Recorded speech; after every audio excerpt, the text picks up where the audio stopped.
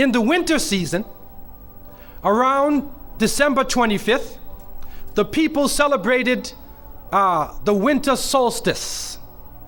And those of you who have lived in the north, I'm coming from Toronto, Canada. There's 4 seasons, not 2 or 3 like you have here. There's 4 seasons. And these 4 seasons in Canada are very distinct seasons, although El Nino and La Nina are changing that also. But they're very distinct seasons. And so within these seasons, there are certain high points or low points. And the solstice time is the time when the essence of the season comes about. And so the winter solstice would come about somewhere between December, in December, from December 21st, and it goes all the way to around January 6th or so. And so the people of the north would celebrate different holidays, have different occasions based upon the winter solstice. Put yourself in the northern countries. I went to Norway and spent some time with the Muslims in Oslo. May Allah subhanahu wa ta'ala help them. They're really far up north.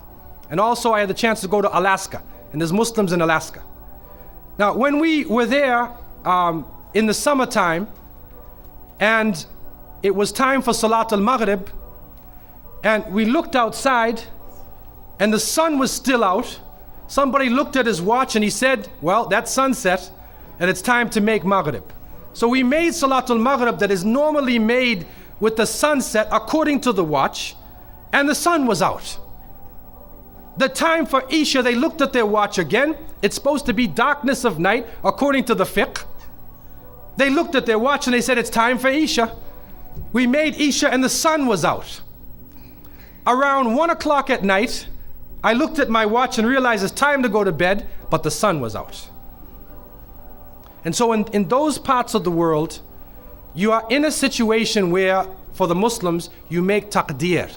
And the fuqaha have told us that you can use the closest reasonable city for your base, or you can use Mecca al-Mukarramah. And some different fuqaha have used different positions. Where I was, they used Seattle, Washington as the base of their time where they were in Alaska. What is important though is that in the winter time, there is a period where there is no light. You are literally in darkness 24 hours of the day. And this stretches for a period of time. Now, could you imagine if you're living in Alaska, or living in Canada, or living in Norway, and you don't have central heating, and the cold is outside, it's darkness around you, people are dying from disease, it's a terrible time, and every family would probably lose somebody, or they would know of somebody dying from the cold and disease during that season. This is the winter solstice. And so when the sun starts to come out, the people now are looking at the sun as a life-giving force. And so during that time, a number of ceremonies were held in northern countries. In the far north was the Feast of the 12 Nights, which stretched from December 25th to January 6th. Also in ancient Greece, there was the Bacchanalia, which was held for their god Bacchus, the god of wine and sport and play. The Romans had the Saturnalia for their god Saturn, their main sun god Saturn. And so you find during these times that the people held ceremonies in the north. They would burn bonfires. The light was important, the fire, because the fire represents the light, the life-giving force for those who worship nature. Also in the north, they recognized that there was one tree that despite the cold would still remain alive. The evergreen tree, the fir tree. And so in some cases they would take this fir tree, believing that there was powers of life within the tree, and they would put it in their homes, set it there and put a light on the top of it, or burn them in the front, or they would make mistletoes and put them over their doorways, a type of what we would call ta'weez or tamima. It is an amulet, and they would hang the amulet over their doors. hang the amulets in their home, hoping that this fir tree, that this so-called life-giving force would protect them from the danger of the winter. And so their ceremonies developed around this. And this went on for hundreds of years. We also find in the ancient northern countries, we find the Druids and the Druids of the north. And they carried out special ceremonies surrounding the mistletoe and surrounding the fir tree and the beliefs, and they would meet within circular areas. And they had a secretive cult that spread throughout the far northern countries. One of the interesting individuals, and you can look this up if you can find it in the dictionaries or encyclopedias, is a man called Mithra or Mithras. This is a very mysterious character. And when you look at history, you find that this individual called Mithra was born on December 25th. His day of the week was the 7th day of the week, that we still call Sunday. He was supposed to be the son of the sun god himself, and they had a special sacrament made up of bread and wine, and they would make this drink during this time, and supposedly he died for the sins of the people. Sounds familiar, doesn't it? But when you try to find Mithra or Mithras in the encyclopedias, they, through state intervention, erased the name. Why is this? That is because after the time of Jesus, Isa alayhi salam, when his followers, when the message began to spread, and they went north, and you'll see within historical writings that Barnabas, one of his disciples, met a man named Saul or Paul, who later called himself Paul. Paul said he saw Jesus on the Damascus road.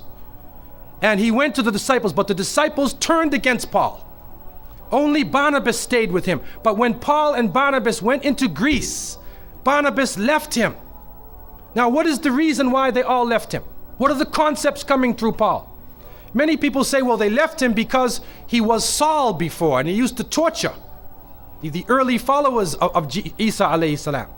But also you can see, and if you look at present day Christianity, that most of the concepts of the Trinity, of the blood sacrifice, the original sin, and most of the concepts which relate to more than one God are coming through Paul. The preachers are quoting Paul sometime more than Jesus during their sermons. And so Barnabas left Paul.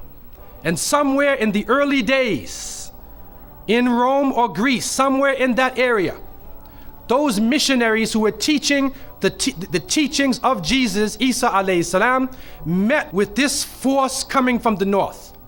And so you will see in ancient Roman history that in some cases the Roman emperor would go out to the Colosseum and the gladiators would be fighting each other and everybody's cheering for the gladiators. Sounds like one of our football games. They would go to the Colosseum, right? And the gladiators would fight. And then if one of the gladiators was down, and they would look at the emperor, should I kill him or not? And if he wanted to kill him, he would go like that. Right? You know that sign down. If he said keep him alive, he goes like this. You know how we use it today? Yes. Okay? He gives that sign. Okay? One of the terrible things happening during these rituals at the Colosseum is that they would bring the Christians out, literally men, women, and children, and feed them to hungry animals. They would take a hyena or a wolf or a lion and get it hungry and crazy and beat it and throw raw meat at it and then send it out on the people, and they would literally cheer and watch as the animal ripped the bodies apart. This is a terrible culture. Tear the bodies apart. And so somewhere along the line, somebody who couldn't take the torture, who felt that maybe we can win these people over, made a compromise. And you start to see changes going on from the early part of the Christian era in Southern Europe, where the major ceremonies held by the nature worshiping people are combined with Christian names and Christian ceremonies, and therefore what comes forth to us is a mixture with the two streams coming together, where you get a monotheistic name or a monotheistic character with a pagan ceremony. And so the mixture of this together is what is giving us the present day holidays that we see. Number one, we understand that Isa alayhi salam, according to the different reports of the different scholars in many religions, he was not born in the cold weather. History shows us that he was born during the warm weather. Even in the Christian traditions, they have the belief that the shepherds were tending their flocks outside. And in Palestine, you cannot keep your flocks outside. In the wintertime, in the evening, you bring them in because it's cool at night. And so it was the warm weather. It was also the time of the taxes in the north.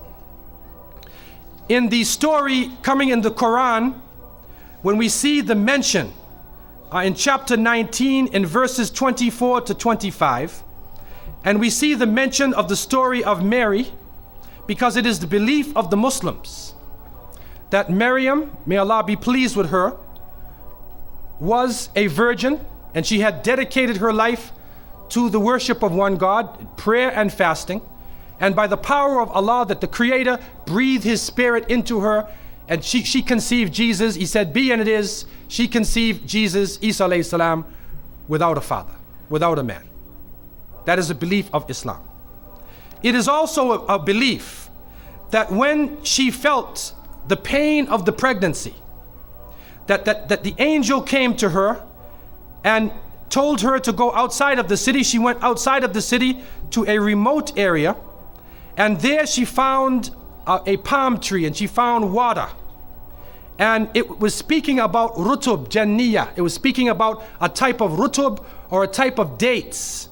And those who know, who have lived in the desert area, know that when the dates become ripe, when you start to see the color of the dates change, because dates are not brown, you know. Dates are originally red and they're yellow, they're other colors, but they turn the brown. It's at the height of the heat that the dates become ripe.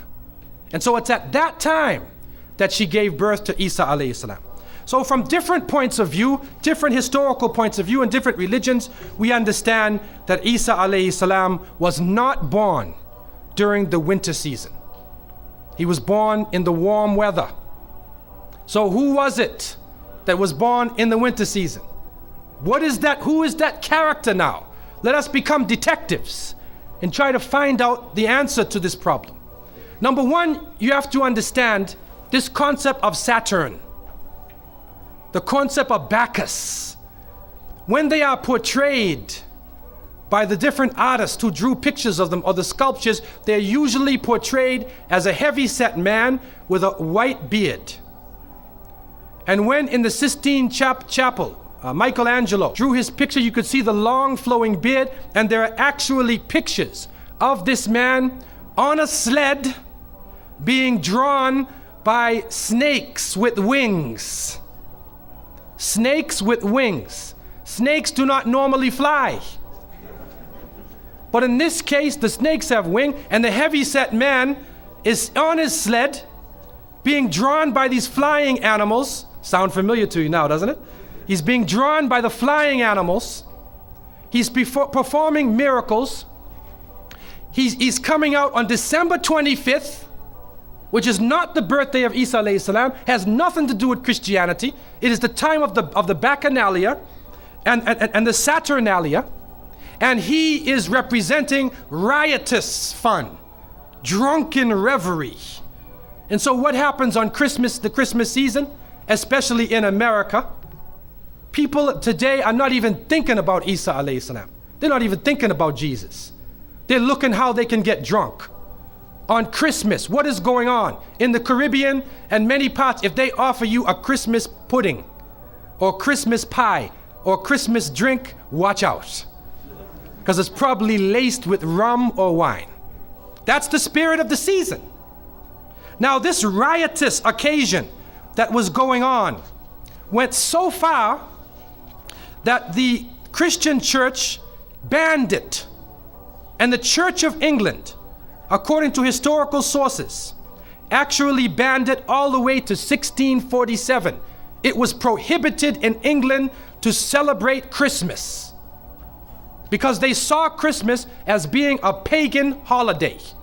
This is an official position taken by the Christian church, the Church of England, who were known at that time as Puritans. What happened was an individual was superimposed. A name was superimposed. We hear about the name of Saint Nicholas. Saint Nicholas. Now, according to some historical reports, Saint Nicholas was a Christian bishop who lived in the 4th century in Asia Minor, which is now known as Turkey. He was a very thin man, very austere. He used to spend his time in prayer and fasting, and he loved children, and he spent his time dealing with children. And because of this, now his name, some believe, was imposed upon that day, and Saint Nicholas or Saint Nick comes into that position as being the main man of the day. There's another concept which is even deeper than that, and that is that Saint Nicholas himself is actually coming from the ancient writings of Beowulf. And in these writings, which are done in the Scandinavian region, we find the name Nick or Nickel or Nicker. He was known as a demon, the demon of the north.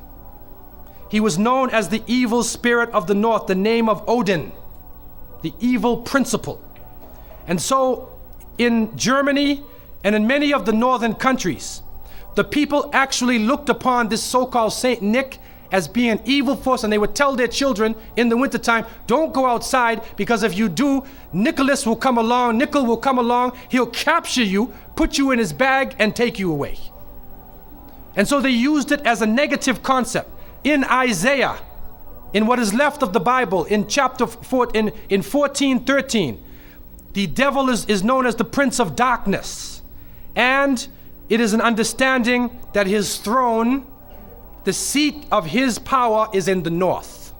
Somewhere in the north is the seat of power of this evil.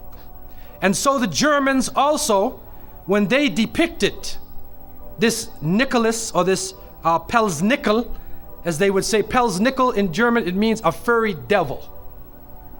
When they depicted him, they depicted him as a man with red fur. He had red fur coat, and his base was in the north, and he was the essence of evil. And the Church of England till 1647 took the position that this celebration could not go on. So what we are actually seeing is that the Christmas occasion was actually the time of evil. It was the time of the belief in the Saturnalia and the Bacchanalia. And because of this, they shifted the occasion to New Year's Eve.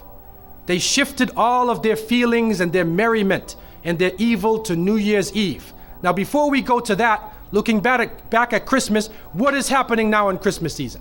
I don't know what goes on in Miami, but in the northern cities, on Christmas occasion, they put lights around and Santa Claus parades. Do you have a Santa Claus parade here? They have Santa Claus parades, and St. Nicholas is outside, and he's in the streets, and everybody's talking about St. Nicholas, and the poor children are taught that St. Nicholas is going to come down your chimney. Most people don't have chimneys in Miami anyway, but a 350-pound man is going to come down your chimney and bring you presents and keep his clothes white and red, and go to all of the homes in the area and put presents in your stockings and put presents under your tree, and then fly back out into space. And the poor father who sweat and toiled all year to get you the presents, gets no credit for the present given to the child. Saint Nicholas comes down the chimney, gives you this present, flies off into the night. And many of us were raised thinking, believing in this. Some of us would sneak into the night and look and see our father putting the present under the tree. We knew what he was doing anyway.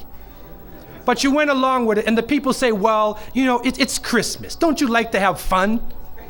You want to stop the children from having fun? What kind of people are you? But what are you teaching the children? You are using the name of Jesus using the name of Isa alayhi salam, and you are using a figure who historically is the devil. The devil himself, wal-iyadhu billah. They are using his figure, and he has now taken over the Christmas season. Christmas now to most people means materialism. You have to buy presents for your cousins and your friends, and you got to buy about 34 presents. And you find that most American people are in debt for 6 months after Christmas. Now, where is Jesus? You get drunk, you fight, you lose all your money, the stores raise their prices. Isa alayhi salam is described as a very humble person. Most of the time he didn't wear shoes, only 1 or 2 changes of clothing. A very simple person, eating very simple food, fasting most of the time. You see what is going on? There are 2 streams now, a stream of polytheism, a stream of monotheism, and now the polytheism, the materialism, is overtaking the monotheism and standing in the way and taking over our society. And some foolish Muslims coming along from outside of in their country say, well, I just want to be an American. I want a tree too. So I said, one of the brothers said he had a Christmas tree in his house. He came for, I said, brother, do you know what the tree stands for? He said, no. Okay, I'll get a palm tree with dates. I'll make it halal, a halal Christmas tree. But brother, you have to understand what it means. You have to understand what it means. Number one, the Prophet ﷺ, when he spoke about, he talked about ar-ruqya, wa tama'im, wa tiwala. He said all of these things are shirk. That if you hang amulets, thinking that this ta'weez or this amulet is going to protect you from something, then you are actually giving power to the creation of Allah and taking it away from the Creator. If you think that by making some spells, going to a magician and asking them to put a spell on someone, you want to get married, so you go to the sahir and say, put a spell on Ali, I want to marry him. Put a spell on Zainab. What kind of marriage are you going to have if you go to the magician? And so the Prophet, peace be upon him, named all of these things, the superstitions, the amulets, all of these type of things are the other stream which goes away from monotheism, from the belief in one God, and takes you into another religion.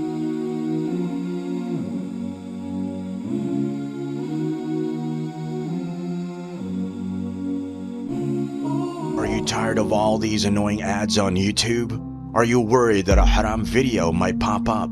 Well, the One Islam TV app is here to solve these problems, inshallah. The One Islam TV app is 100% free of any ads and is safe to browse for your peace of mind. Watch or listen to lectures and lessons while you work, rest, or drive with your device switched off. Watch videos on demand or download videos and watch offline. Watch hundreds of high-quality produced Islamic reminders, Quran learning videos, stories of the prophets, and so much more. 2 to 4 new videos uploaded daily, inshallah.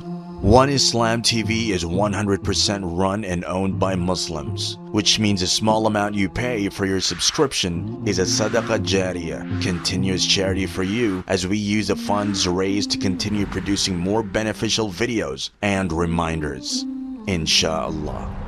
The One Islam TV app is now available on Apple devices, Apple TV, Android devices, Android TV, Amazon Fire TV, and Roku, so you can watch on most devices and smart TVs. Download now for a free 7-day trial. May Allah reward you for supporting our work.